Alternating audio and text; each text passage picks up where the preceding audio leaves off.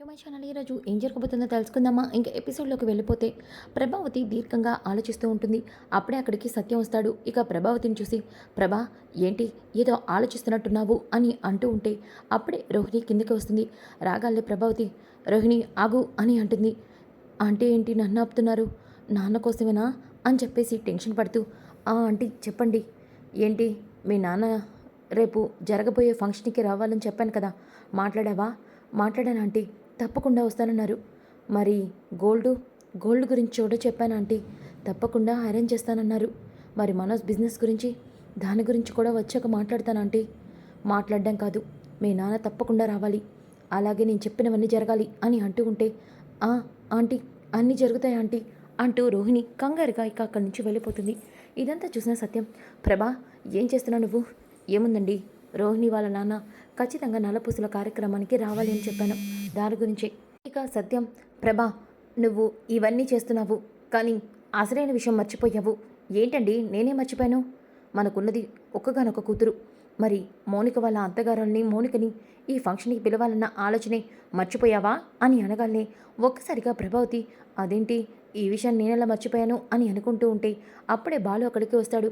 ఏముంది, ఈ లక్షావతికి లక్షలు, అలాగే డబ్బున్న వాళ్ళు మాత్రమే కనిపిస్తారు, అందరూ కనిపిస్తారా ఏంటి అని అంటూ ఉంటే, నువ్వు బాగరా, ఏదైనా సందు దొరికితే చాలు నన్ను తిట్టడానికే ముందుంటావు. ప్రభా మౌనికని వాళ్ళ అత్తగారుల్ని ఈ ఫంక్షన్కి పిలవాలన్న ఆలోచన లేదా నీకు? అదేంటండి అలా అంటారు? మనిద్దరం ఇప్పుడు మౌనిక వాళ్ళ ఇంటికే వెళ్ళాలి, వెళ్ళి మౌనికని ఈ ఫంక్షన్కి పిలుద్దాం తప్పకుండా అని చెప్పేసి అంటుంది. ఇక బాలు, అయితే నేను కూడా వస్తాను అని అంటాడు. ఎందుకు? అక్కడ గొడవ చేయడానికా? నాకు తెలిసి ఖచ్చితంగా మౌనిక అత్తగారోళ్ళు ఖచ్చితంగా ఈ ఫంక్షన్కి రారు, ఆ సంజుగాడు అస్సలు ఒప్పుకోడు అని అంటాడు. ఇక సత్యం, అదేంట్రా అలా అంటున్నావు?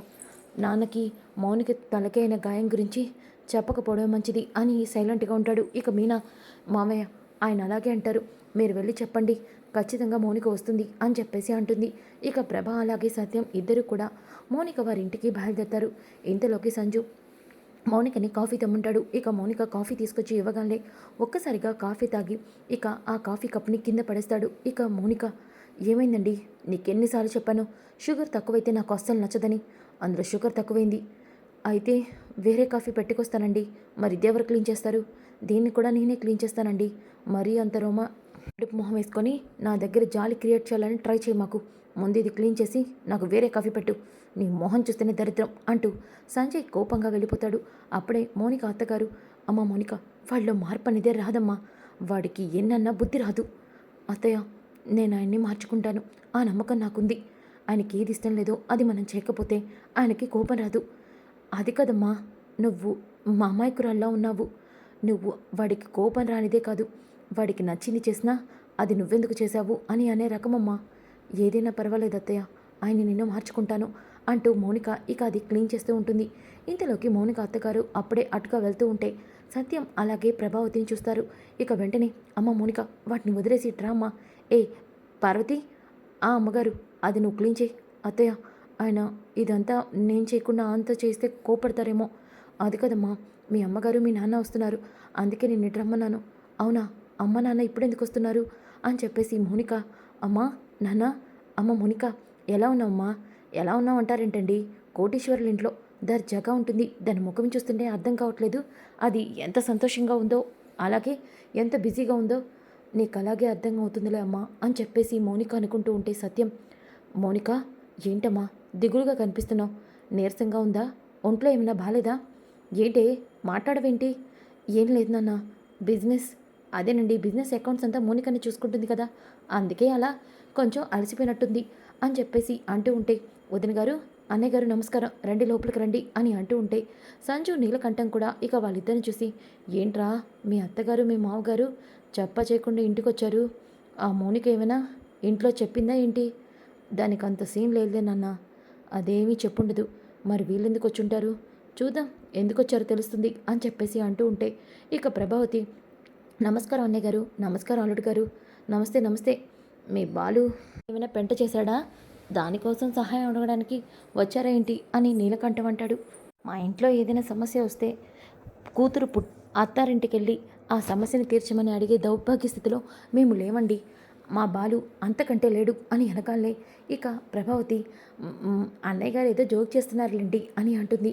ఇక ఇంతలోకి సంజు ఏముందిలే, మనోజ్కి ఏదైనా జాబ్ కావాలా, దానికోసం వచ్చారా ఏంటి అని అంటూ ఉంటే అయ్యో అల్లుడు గారు అవన్నీ కాదు, అదే శృతి ఉంది కదా, వాళ్ళ ఇంట్లో శృతికి నల్లపూసల కార్యక్రమం చేస్తున్నారు, పెళ్లి ఘనంగా చేయలేదు కదా, అందుకే ఈ ఫంక్షన్ని ఘనంగా ఏర్పాటు చేయాలంటున్నారు, పెద్ద పెద్ద వాళ్ళందరూ వస్తున్నారు, మౌనికని మిమ్మల్ని కూడా పిలుద్దామని వచ్చాము అని వెనకాలనే ఇక నీలకంఠం శృతి వాళ్ళ అమ్మగారోళ్ళంటే ఎవరు, అదేనన్నా మొదట నాకు పెళ్లి చూపులు అరేంజ్ చేశా చూడు, ఆ అమ్మాయి ఎవరితోనో లేచిపోయిందని విన్నాము, అది వీళ్ళ అబ్బాయి రవితోనే, ఆ అమ్మాయి, అలాంటి వాళ్ళ ఇంటికి నల్లపూసల కార్యక్రమానికి మనం వెళ్తే ఏమైనా బాగుంటుందా అని సంజు అంటాడు.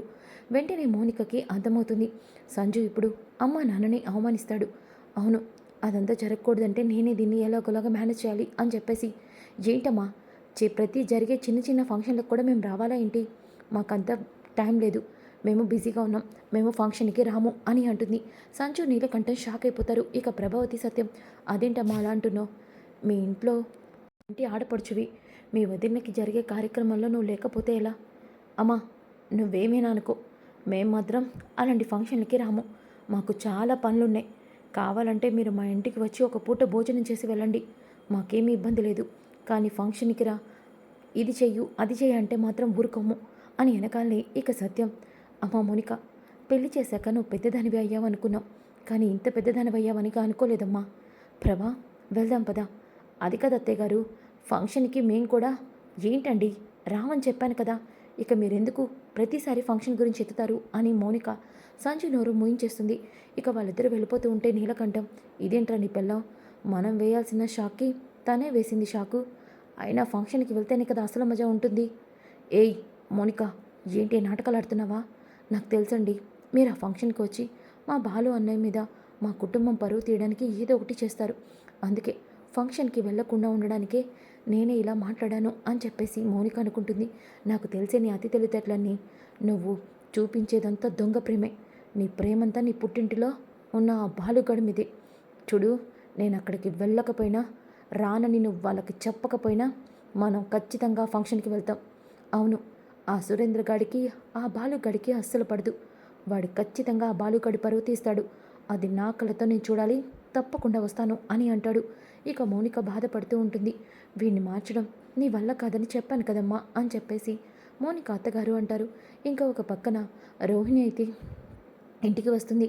రాగానే ఇక మనోజ్, రోహిణి మీ నాన్న ఎప్పుడు వస్తున్నారు, ఇండియాకి రాగానే నేను ఆయన్ని పికప్ చేసుకుంటాను, అలాగే మీ నాన్న ఫోన్ నెంబరు, ఇక ఆయన ఫోటోని కూడా పంపించు, గుర్తుపట్టడానికి నాకు ఈజీగా ఉంటుంది అని అంటూ ఉంటే ప్రభావతి అవునమ్మా, నువ్వు మనోజ్కి ఫోన్ నెంబర్ ఇవ్వు అని అంటూ ఉంటే అప్పుడే మా రోహిణికి ఫోన్ వస్తుంది. ఇక రోహిణి ఫోన్ లిఫ్ట్ చేసి హలో అని అంటుంది. హలో ఏంటి, నా నాన్నకి యాక్సిడెంట్ అయిందా, ఎప్పుడు ఎక్కడ అంటూ ఒక్కసారిగా కళ్ళు తిరిగి పడిపోతుంది. దాంతో మనోజ్ అలాగే పక్కనున్న ప్రభావతి అమ్మ రోహిణి రోహిణి అంటూ రోహిణిని బెడ్ మీద పడుకోబెడతారు. ఇక మనోజ్ తీసుకొని మాట్లాడతాడు. రోహిణి వాళ్ళ నాన్నగారికి యాక్సిడెంట్ అయిందని, పాప ఫంక్షన్ ఏదో ఉందని ఇండియాకి బయలుదేరదామని చెప్పేసి అంతా గోల్డ్ తీసుకొని బయలుదేరుతున్న టైంలో ఆయనకి ఇలా యాక్సిడెంట్ అయిందని చెప్పగానే ఒక్కసారిగా మనోజు షాక్ అయిపోతాడు. అమ్మ నిజంగానే రోహిణి వాళ్ళ నాన్నకి యాక్సిడెంట్ అయింది, ఆయన మేనేజర్ కాల్ చేసి చెప్పారు, ఇదిగో ఇది ఫారెన్ ఫోన్ నెంబరే, అదేంటి సరిగ్గా నల్లపూసల కార్యక్రమానికి రమ్మనగానే ఆయనకి యాక్సిడెంట్ అవ్వడం అని బాలు అంటాడు. నువ్వు నోరు మీరా, నీకన్నీ అనుమానాలే, అమ్మ రోహిణి నీకేం కాలేదు కదా అంటే నాకు బాగానే ఉంది, మా నాన్నకి మీ నాన్నకు కూడా బాగానే ఉందంట, కాకపోతే కాలుకు ఫ్రాక్చర్ అయింది, ఆయన ఇప్పుడు రాలేరు రోహిణి, అదేంటి ఆంటీ ఖచ్చితంగా మా నాన్న రావాలి అన్నారు, నాన్నకి నేను అంతా చెప్పాను, వచ్చాక నీతో బిజినెస్ ప్లాన్ కూడా చేపిద్దాం అనుకున్నాను, ఇలా అయింది ఏంటని రోహిణి ఫీల్ అవుతూ ఉంటే అదేంటమ్మా రోహిణి అలా బాధపట్టవెందుకు, మీ నాన్న ఇప్పుడు కాకపోతే తర్వాతైనా వస్తారు కదా, ఖచ్చితంగా మనోజ్తో బిజినెస్ పెట్టిద్దాం, నువ్వేమీ టెన్షన్ పడమాకు సరేనా, ఎలాగో గోల్డ్ పంపిస్తున్నారు కాబట్టి రేపు నల్లపూసల కార్యక్రమం చేపించేద్దాం అని ప్రభావతి అంటుంది. ఇక ఉదయం అవుతుంది. ఉదయమైన తర్వాత అందరూ కూడా ఫంక్షన్ హాల్కి వెళ్తారు. వెళ్ళగానే సురేంద్ర శోభ అందరినీ కూడా నమస్తే చెప్పి విష్ చేస్తూ లోపలికి ఇన్వైట్ చేస్తారు. ఇక బాలు అయితే సురేంద్ర వైపు కోపంగా చూస్తాడు. ఇక శోభ ఏవండి వాణ్ణి ఎలా రెచ్చగొట్టాలో నాకు తెలుసు, ఎలా గొడవ జరుగుతుందో నేను చూసుకుంటాను కదా అని అంటుంది. ఇక ఇంతలోకి అందరూ వచ్చి కూర్చుంటారు. ఇంతలోకి శోభ ఎవరినో కొంతమందిని పురమాయిస్తుంది. ఇక వాళ్ళందరూ కూడా రోహిణిని అలాగే మీనాని చూస్తారు. ఇదేంటి ఏంటి శోభ, ఇలాంటి వాళ్ళ ఇంటికా నువ్వు నీ కూతుర్ని కోడలు చేసింది? కనీసం ముందున్న కోడళ్ళ మెడలో 1 గ్రామ్ బంగారం కూడా కనిపించట్లేదు. ఈమెను చూస్తుంటే పసుపు తాడు వేసుకొని తిరుగుతుంది. ఆమె కంటే నల్లపూసల కార్యక్రమం జరుగుతుందనుకో. మరి ఏంటో ఇలాంటి వాళ్ళక నువ్వు మీ అమ్మాయిని కోడల్ని పంపించింది అని అంటూ ఉంటే శోభ ఏం చేస్తాం మా తలరాత అని వెనకాలనే ఇక శృతిని గోల్డ్ అంతా చూపించడానికి లోపలికి తీసుకెళ్తుంది. ఇక ప్రభావతి కూడా వెళ్తుంది. లోపలున్న గోల్డ్ అంతా చూసి ప్రభావతి ఆశ్చర్యపోతుంది. ఇక శోభ అయితే మీనాని అలాగే రోహిణిని కూడా పిలిచి వాళ్ళిద్దరికీ కూడా హారాలు ఇస్తుంది. ఇక రోహిణి అయితే చాలా సంతోషపడుతుంది. ఇక మీనా అయితే నాకు వీటిన్నిటి మీద ఆశ లేదండి, నాకేమొద్దు, ఇవి నాకంటే శృతికే బాగుంటాయి. అలా అంటావేంటి మీనా, మా అమ్మ నీకు ప్రేమగా ఇస్తుంది, తీసుకో, వద్దు శృతి అని చెప్పేసి అంటుంది. ఇక అందరూ కూడా వచ్చి కూర్చుంటారు. నల్లపూసల కార్యక్రమం అయితే పూర్తవుతుంది. ఇక నల్లపూసల కార్యక్రమం పూర్తయ్యాక శృతి మీనాని నాకు హెల్ప్ చేద్దు రా మీనా అంటూ లోపలికి తీసుకెళ్తుంది. లోపలికి వెళ్ళిన మీనా ఇక నగలన్నీ సర్దుతూ ఉంటే అప్పుడే ఇక ఈ వాష్రూమ్కి వెళ్తుంది. ఇక మీనా అయితే నగలని సర్దుతూ ఒక నగ కింద పడిపోవడంతో వంగి దాన్ని తీస్తూ ఉంటుంది. అప్పుడే అక్కడికి శోభ వస్తుంది. ఏంటి మా అమ్మాయి లేని టైంలో వచ్చి నగలు కొట్టేయడానిక ఇలా వచ్చింది దొంగతనంగా? అయ్యో మీరు నన్ను తప్పుగా అపార్థం చేసుకున్నారు. ఏంటి తప్పుగా అపార్థం చేసుకునేది? నీకు అందరి ముందు నగలు ఇస్తే నగల మీద ఆశ లేదన్నావు, కానీ మా బేబీ లేని టైంలో వచ్చి నగలు దొంగతనం చేస్తున్నావా? సిగ్గుందా నీకు అని అంటూ ఉంటే అందరూ కూడా అక్కడికి వస్తారు. ఈ అమ్మాయి మెడలో పసుపు తాడు చూసినప్పుడే అనుమానం వచ్చింది. వెళ్ళేటప్పుడు జాగ్రత్తగా ఉండాలని అన్నంత పని చేసిందన్నమాట అని అంటూ ఉంటే ఇక ప్రభావతి అయ్యో తప్పుగా అనుకుంటున్నారు, అది ఒట్టే అమాయకురాలు, బంగారం మీద దానికి ఆశ ఉండదు, అది నాతోనే గొడవపడి దాని బంగారం మొత్తం తీసి వచ్చి నా చేతిలో పెట్టింది, మీరు దాన్ని తప్పుగా అనుకుంటున్నారు అని అంటూ ఉంటే రోహిణి అవునంటీ, మీనా అలాంటిది కాదు, అప్పుడు కూడా మీనా గురించి తప్పుగా అలాగే అపార్థం చేసుకున్నారు అని అంటూ ఉంటే ఇక శృతి అవును మమ్మీ అని అంటూ ఉంటే స్టాప్ ఇట్ బేబీ, నువ్వు ఇలా అమాయకురాలు కాబట్టి ఇలాంటి వాళ్ళందరూ కలిసి నీతో ఇలాంటివన్నీ చేయిస్తున్నారు. చూడు, వీడి భార్య ఎప్పుడు ఇలాగే ఉంటారు. వాడెలాగో తాగుబోతూ రూపాయి కూడా సంపాదించలేడు. ఇక పెళ్ళం ఇలాంటి పనులు చేయకపోతే తనకి మెడలో బంగారం ఎలా వస్తుంది? తన జీవితం ఎలా సంతోషంగా ఉంటుంది? అందుకే ఇలాంటి ఈడియట్స్ని నేను ఫంక్షన్కి రావద్దు అని చెప్పాను, కానీ నా మాట విన్నారా అని సురేంద్ర అంటూ ఉంటే ఇక సత్యం చూడండి సురేంద్ర గారు, మాటలు మర్యాదగా రానివ్వండి. నా కొడుకుని ఒక్క మాటన్నా ఊరుకో. ఏమంటావు? వాడొక పచ్చి తాగుబోతు, అలాగే రౌడీ గుండా, మరిది తమ్ముడు చెయ్యి విరగ్గొట్టాడు, ఇంకా అదంతా సరిపోనట్టు అన్న వేలి విరగ్గొట్టాడు, సొంత బావమరిది చెయ్యి విరగ్గొట్టాడు. ఇన్ని పనులు చేసిన వాడు మంచోడా? అలాగే ఈ మధ్యకాలంలో ఇంకొక విషయం కూడా తెలిసింది. ప్రభావతి గారి పెద్ద కొడుకుని చంపింది ఈ బాలునే అంట కదా, జైలుకి కూడా వెళ్ళాడంటగా. మరి హంతకుడు అనకుండా ఏమనాలి అని వెనకాలనే సత్యానికి చాలా కోపం వస్తుంది. సురేంద్ర చెంప పగలు కొడతాడు. ఒక్క మాట నా కొడుకు గురించి మాట్లాడినా చంపేస్తాను అని అంటాడు. బేబీ, ఇదేనా నేను నీకు ముందు నుంచి చెప్తున్నాను, ఇలాంటి లో క్లాస్ వాళ్ళని పెళ్లి చేసుకుంటే మన కుటుంబం పరువు కాకుండా మన ప్రాణాలు కూడా పోయే అవకాశం ఉందని ఇప్పటికైనా తెలిసిందా? చూడు, ఇంతమంది బంధువుల ముందు వాడు నన్ను కొట్టాడు. ఇప్పటికైనా తెలిసిందా వీళ్ళేంటో, వీళ్ళ క్యారెక్టర్స్ ఏంటో? అంకుల్, మీరు చాలా పెద్ద తప్పు చేశారు మా డాడీ మీద చేయి చేసుకొని. ఏంటమ్మా అలా అంటున్నావు? డబ్బులమ్మా, ఇక్కడ జరుగుతుందంతా నీకు కనిపించట్లేదా? ఏ ఆగు, ఇదంతా నీ వల్లే వచ్చింది. రవి, మర్యాదగా అంకుల్ని మా నాన్నకి సారీ చెప్పను. లేదు శృతి, మా నాన్న సారీ చెప్పరు, ఎందుకంటే తప్పుగా మాట్లాడేది మీ నాన్న, కాబట్టి క్షమాపణ చెప్తే మీ నాన్నకి చెప్పాలి. రవి, ఇది మనిద్దరికీ సంబంధించిన విషయం. నువ్వు గనుక ఇప్పుడు ఇది చెప్పకపోతే నేను నీతో రాను. నువ్వు రాకపోయినా పర్వాలేదు. నా ఫ్యామిలీని ఇంత ఇన్సల్ట్ చేసిన వాళ్ళని నేను ఎట్టి పరిస్థితిలో క్షమించను. అన్నయ్య, అమ్మా, నాన్న అందరం వెళ్దాం పదండి. అది కదురా రవి, మరి శృతి తనకి నచ్చినప్పుడు వస్తుంది, తనని ఇక్కడ ఉండమని నేనేం చెప్పలేదు కదా, మనం వెళ్దాం పదండి అంటూ రవి అయితే వాళ్ళని తీసుకుని వెళ్తాడు. సో ఫ్రెండ్స్, కమింగ్ ఎపిసోడ్ ఇలాగే చాలా చాలా ఇంట్రెస్టింగ్గా ఉంటుంది. Don't miss. ఈ వీడియో నచ్చితే తప్పకుండా లైక్ చేసి షేర్ చేయండి.